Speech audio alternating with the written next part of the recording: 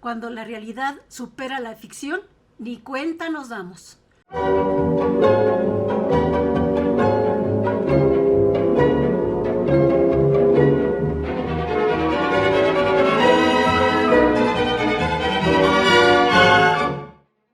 Sean bienvenidos a este canal, muchísimas gracias por seguirme. Fíjense que hace algunos años, específicamente el 11 de septiembre del 2001, yo estaba frente a grupo, tenía el grupo de primer año, ya estaba dando clase y pasadas las 9 de la mañana entró una de mis compañeras de trabajo muy asustada y me dijo: oye, están derribando las Torres Gemelas en Estados Unidos. Y le dije: ¿De qué hablas? Me dijo: sí, hay problemas en Estados Unidos, algo grave está pasando, dicen en las noticias. Entonces, pues desde luego me asusté, me preocupé muchísimo porque esto nunca había ocurrido. ¿Cómo que ataques en Estados Unidos? Eso no pasa. Pasa en cualquier otro lado del planeta, pero en Estados Unidos, el mayor imperio del mundo, el más poderoso. Y yo, muy preocupada, lo comenté con mis alumnos. Y más de uno se paró de su silla y, al estilo de los superhéroes de Marvel, dijeron: ah, si eso pasa, yo voy a sacar mi capa especial y voy a derribarlos. Y otro niño dice: pues yo voy a sacar mi arma poderosa, supersónica, y los voy a matar. Y yo: hey, niños, niños, por favor, esto es la realidad, esto no es la ficción que ustedes ven en la televisión. Pero, ¿cómo entenderlo? Por un lado, esto me representaba varios problemas, de los cuales aquí les quiero comentar. Uno de ellos es la inmensa y enajenación que yo sentía que mis alumnos vivían, porque ellos tenían una mentalidad desarrollada por los videojuegos y las caricaturas y la ficción que en la televisión ellos podían disfrutar. De la vida real sabían muy poco. No podían diferenciar entre lo que eran sus fantasías, que ni siquiera habían desarrollado ellos, sino que alguien más les había infundido gracias a los programas fantasiosos de la televisión. Y otra cosa era lo que teníamos en el aquí y en el ahora. Eso era un problema que yo vivía como profesora en mis alumnos en aquellos años. El otro problema era: en Estados Unidos se está viendo ataques terroristas y que nunca habían ocurrido. Pero eso no era todo. Creo que lo principal vino después, cuando de pronto todos los seres humanos del planeta nos convertimos en potenciales terroristas contra los vecinos del norte. Por ejemplo, los vuelos, todas las aerolíneas tenían unas tremendas medidas de seguridad para cualquier pasajero. Toda la gente que estaba en los aeropuertos, y sobre todo siendo norteamericanos, nos veían a todos los pasajeros como potenciales enemigos de Estados Unidos. Y entonces, para ciudadanos ordinarios que no teníamos vela en el entierro, pensábamos: ¿por qué nosotros tenemos que pagar las consecuencias de algo que ni enterados estábamos que podría ocurrir? La amenaza de la guerra sobre nuestras cabezas ha estado siempre, por lo menos desde que yo me acuerdo.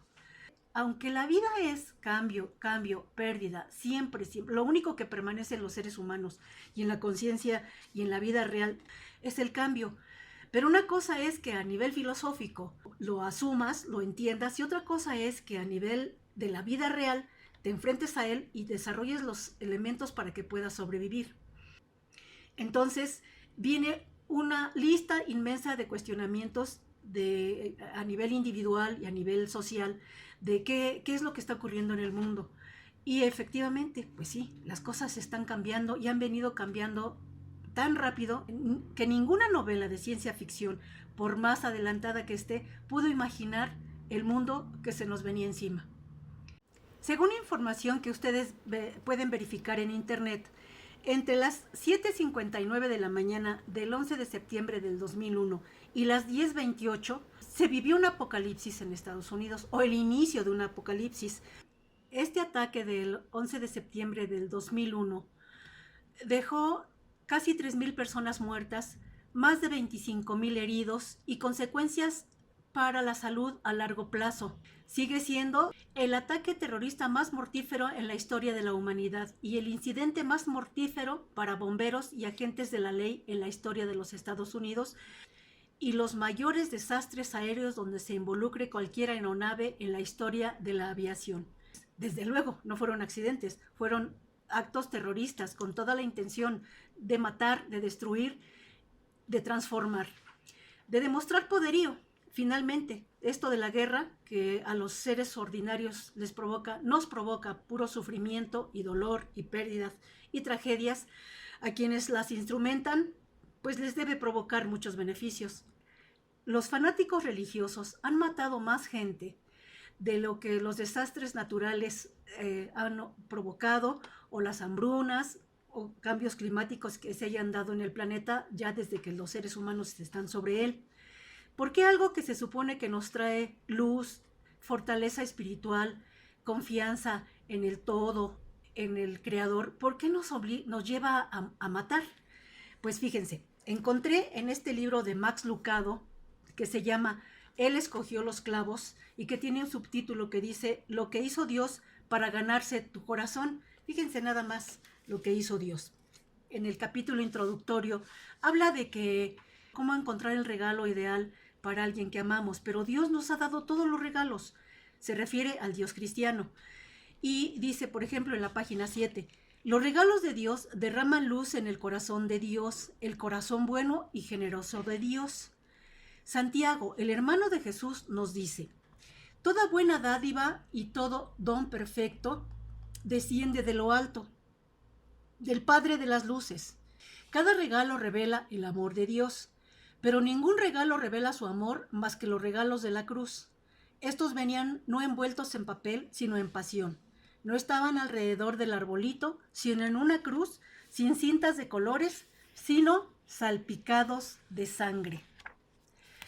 Más adelante, cuando habla del suplicio que siguió Jesús para derramar su sangre y con ella perdonar nuestros pecados, nos dice Max Lucado, ¿no has hecho tú eso también alguna vez? Quizá nunca hayas escupido a alguien como le hicieron los soldados a Jesús, sí, pero sí has hablado mal de él o de ella, o quizás lo has calumniado. ¿Has alzado alguna vez tu mano impulsado por la ira o quitado la vista con arrogancia? ¿Has alguna vez hecho que alguien se sienta mal para tú sentirte bien? Max Lucado se refiere a este tema porque dice que la bestia, la maldad, está en todos nosotros y eso se llama pecado.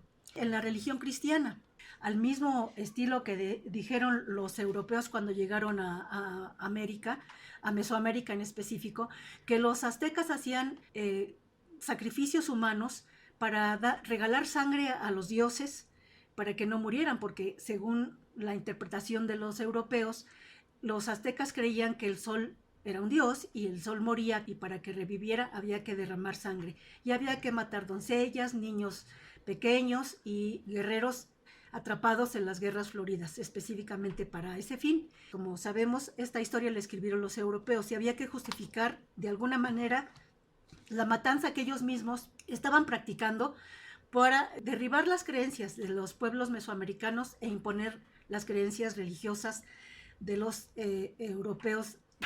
En otro párrafo, este autor nos dice, ustedes fueron comprados no con algo que parece como el oro y la plata, sino con la sangre preciosa de Cristo, quien fue como un cordero puro y perfecto. O sea, si ya desde la antigüedad y en esta línea de las creencias bíblicas se considera que es necesario derramar sangre para alcanzar el perdón, pues imagínense. ¿O será que como seres humanos, y entre más compleja se hace la sociedad, pues más sangre se requiere, al mismo estilo que hacían los aztecas? ¿Hasta cuándo vamos a seguir en esta idea de que la creación requiere sangre? Esta es una creencia que viene de pueblos muy antiguos. Pero a fin de cuentas, ¿quiénes se benefician con esto? Con este derramamiento de sangre. La guerra para los seres humanos ordinarios es sufrimiento, dolor y pérdidas. Es la ley del más fuerte, pero que no solamente en esos actos, en esos eventos se destruyen vidas, se destruyen también creencias y se destruye la certeza de cierta estabilidad para los ciudadanos ordinarios. ¿Y qué hay de ganancia para quienes ejercen esta violencia? Beneficios económicos, beneficios políticos que finalmente impactan en una transformación del mundo y que podría estarse ya viviendo siempre una especie de de un apocalipsis y ni siquiera nos hemos dado cuenta. Aquí es donde yo pienso que efectivamente la realidad supera la ficción y a veces con mucho. Y no me quiero meter en polémicas religiosas. Quiero compartir con ustedes un poema derivado del 11 de septiembre. Este poema es del 2001.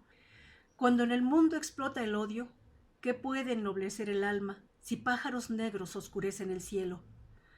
Dormirá la paz, el sueño injusto, sobre almohadas de ignorancia, de verdades a medias, de hombres condenados a morir sin despedirse. Parece tan lejos la luz del horizonte. Siento congoja por la patria dolorida, mientras necias barreras esclavizan con fronteras invisibles, donde las únicas que tienen pasaporte son la crueldad y la soberbia. Pequeño el hombre, para amar la vida, su miopía solo le alcanza para mirar el falaz núcleo de su ombligo. ¿Qué Dios autoriza las masacres? Poderosos sinos son las guerras, cuando hacen hervir la sangre en los calderos de la barbarie y la venganza. ¿Quién otorgó la exclusividad del verbo, que de tanto manosearlo semeja a un inservible trapo? Si el mundo alcanza para todos, podríamos evitar el descalabro de tanta vida inútil, de tanta muerte inútil. Tal vez así las crisálidas no aborten mariposas. Y bueno, pues sí, ¿qué ficción puede imaginar un mundo como el que hemos estado viviendo?